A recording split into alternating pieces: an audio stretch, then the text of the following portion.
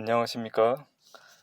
통일의학에서의 한의학의 역할이란 주제로 발표를 하게 된 H.J. 매그놀리아 국제병원 한방이과 김윤필이라고 합니다.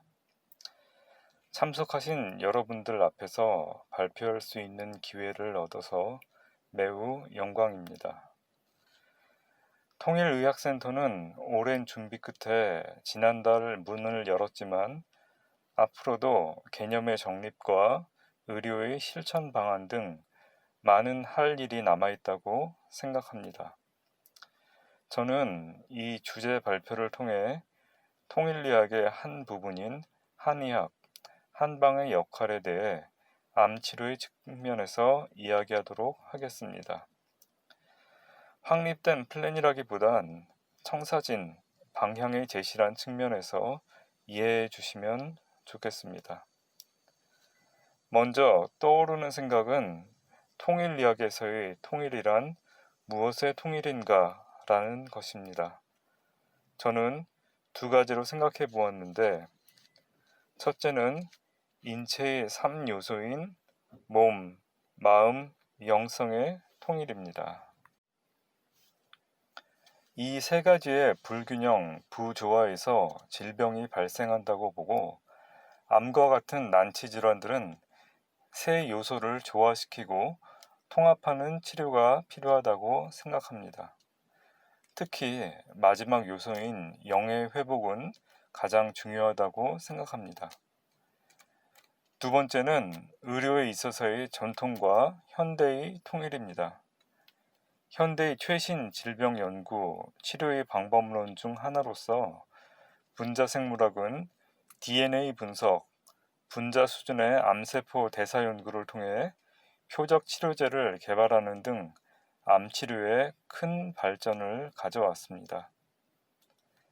그러나 이러한 표적 치료제에도 암세포는 내성을 가지게 되면서 한계를 드러냅니다.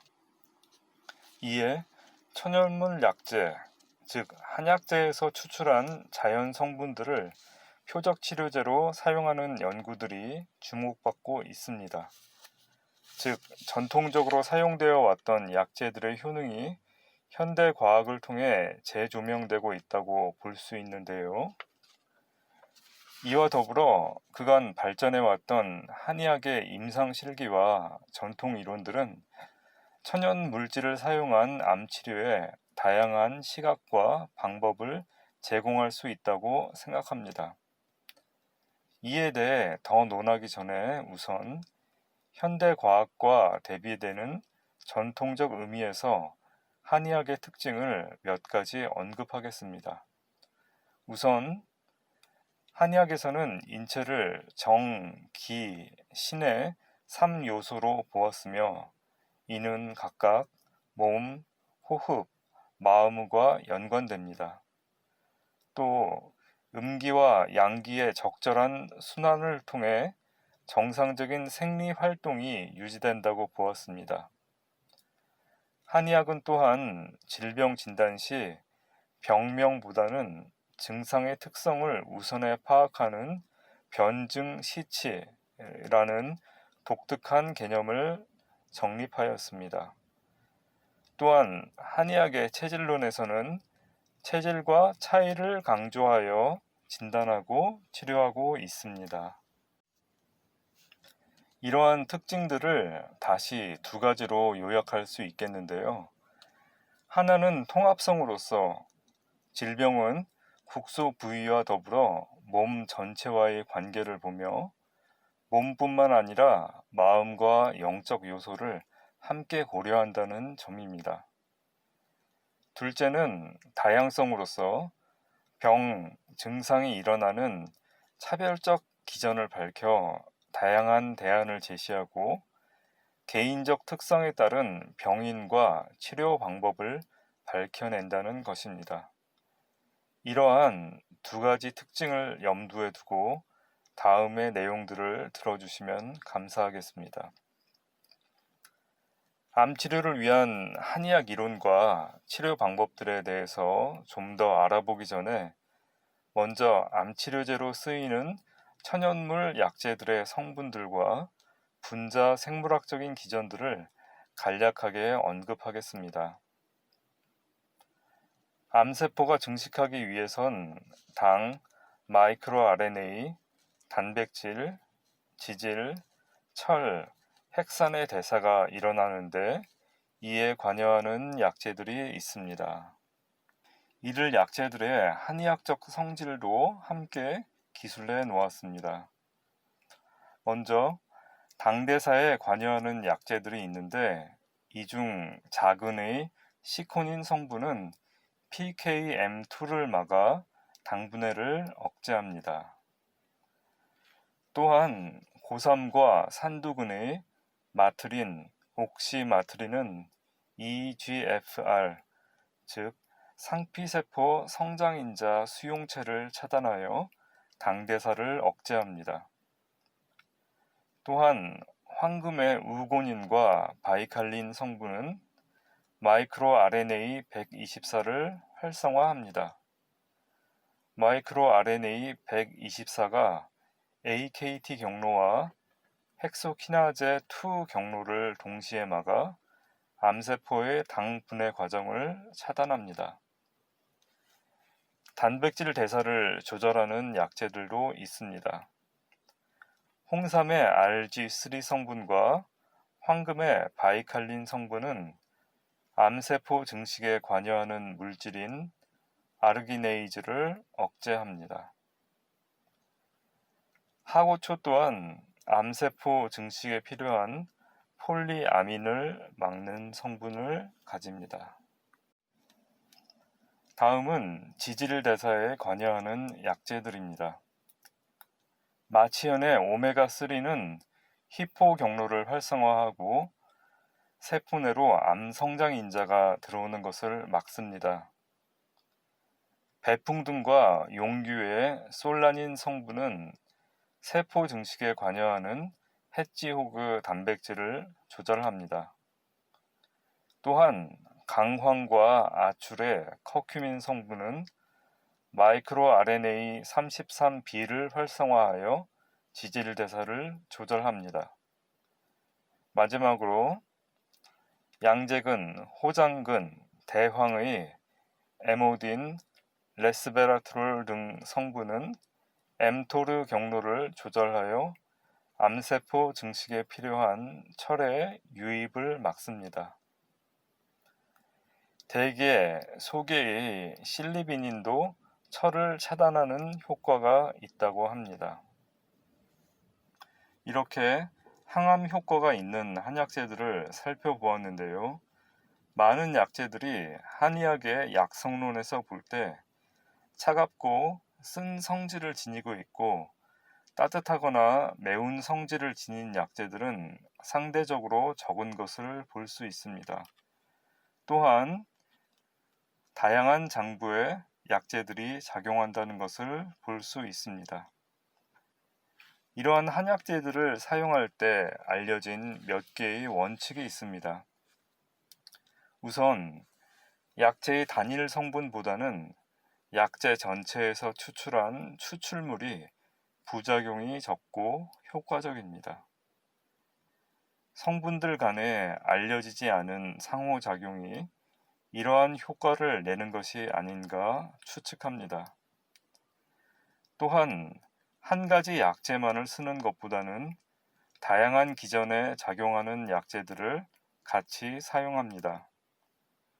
다양한 암세포 대사 중 한쪽만 조절하면 다른 경로를 통해 암세포의 보상작용이 일어나므로 당, 지질, 철, 단백질, 핵산 대사를 한꺼번에 조절한다는 것입니다.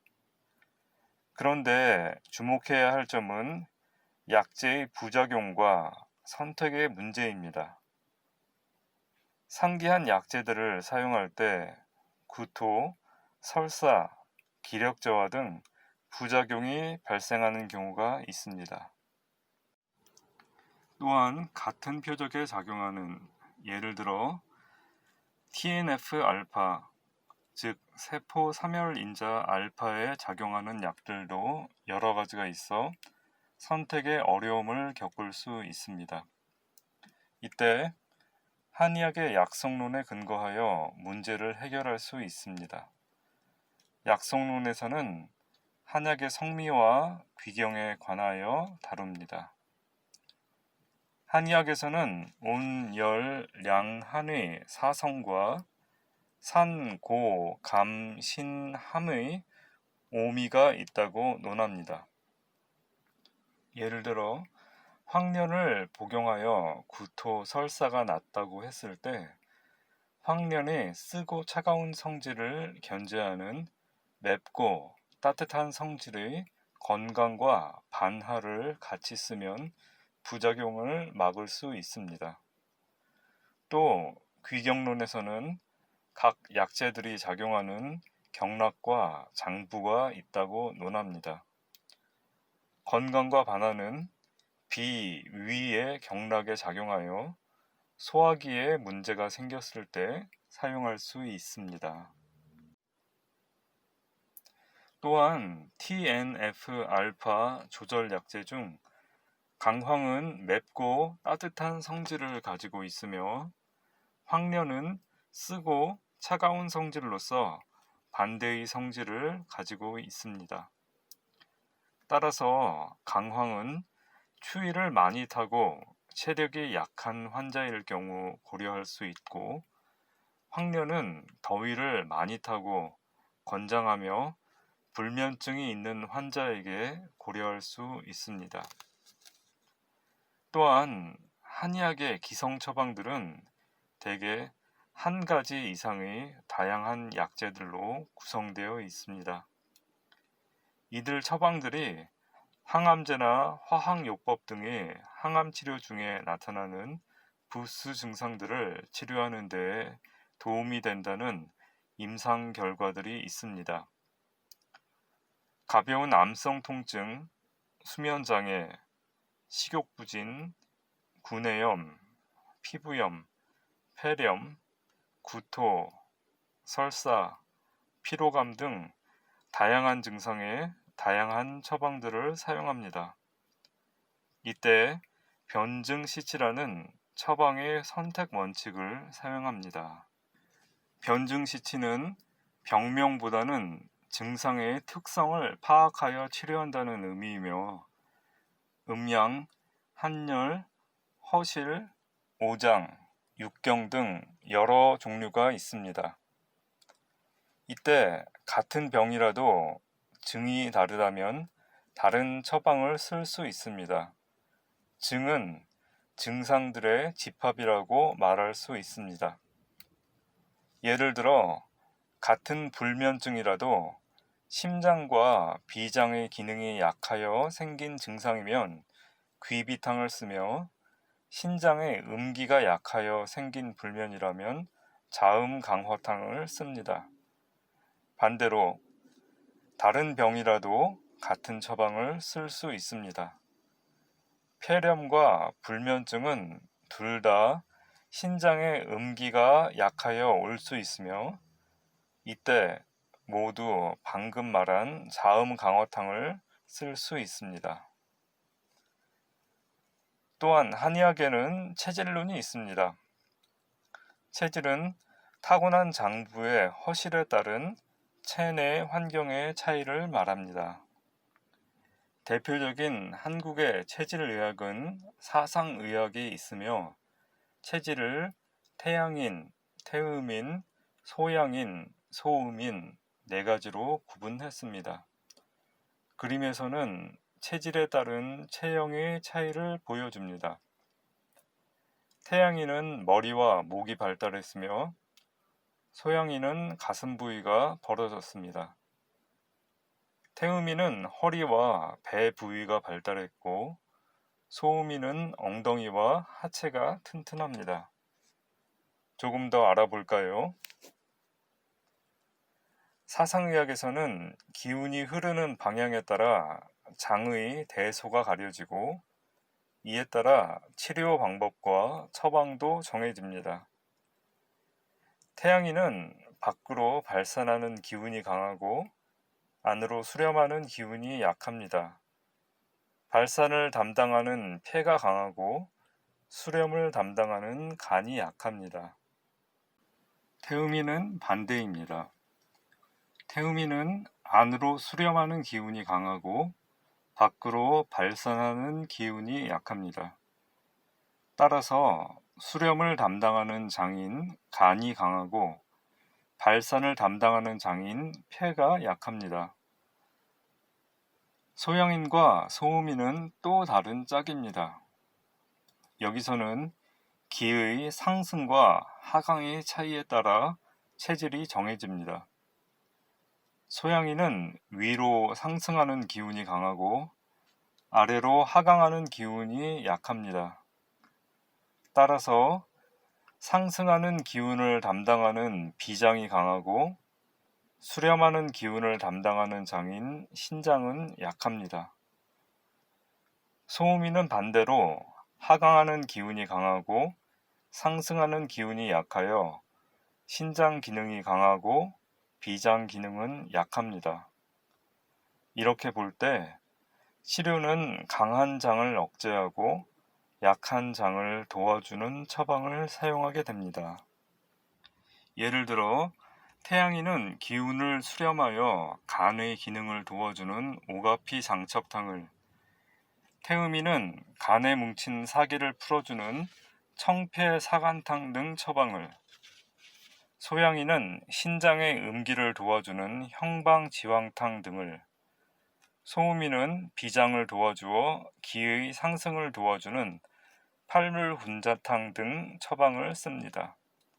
암 치료에도 환자의 체질과 증상에 따라 이러한 처방들을 선택하였습니다. 지금까지 암 치료에 관련한 한의학의 이론 측면에서 주로 살펴보았는데요. 다음에는 치료 수단에 관해 간단히 소개하도록 하겠습니다. 한방에서는 탕약뿐 아니라 침, 약침요법, 환, 뜸 등 다양한 형태의 치료 수단이 있습니다. 저희 과에서는 전통적인 침과 더불어 약침요법을 사용하고 있습니다.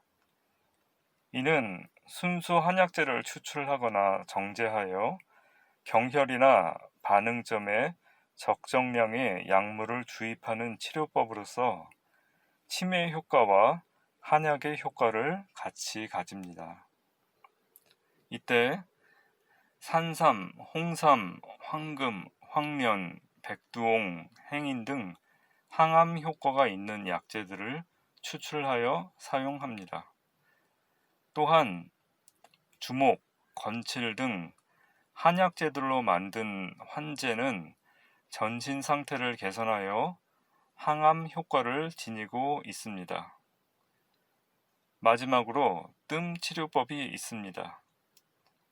뜸 요법은 쑥이나 항암 효과가 있는 다른 약재들을 경혈이나 특정 부위에 놓고 태우는 치료법입니다.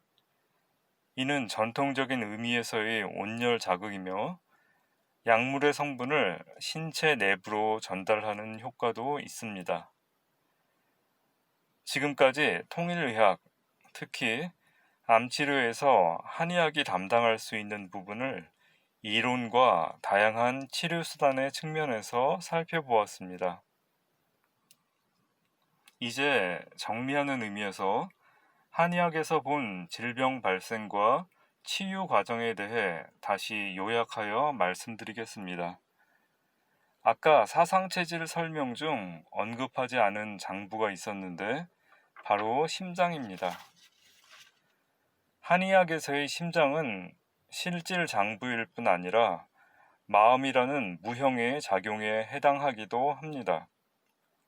심장은 군주의 기관으로서 간, 폐, 비, 신 등 다른 장부를 통솔합니다.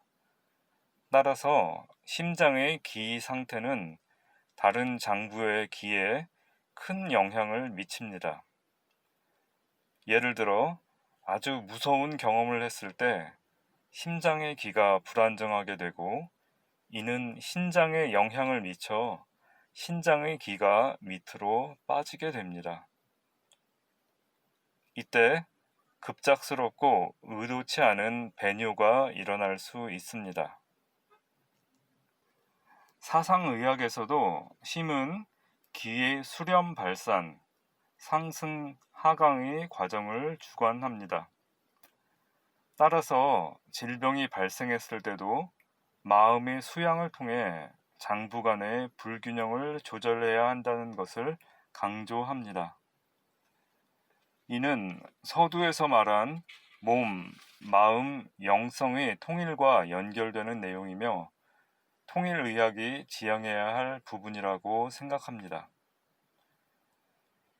이러한 치료 과정을 통해 암세포라는 국소적 대상뿐 아니라 질병이 발생한 환경, 즉 몸, 마음, 영적 요소 간의 불균형을 회복할 수 있을 것이라 생각합니다.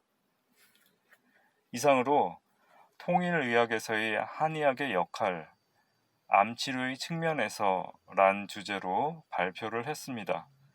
경청하여 주셔서 감사합니다.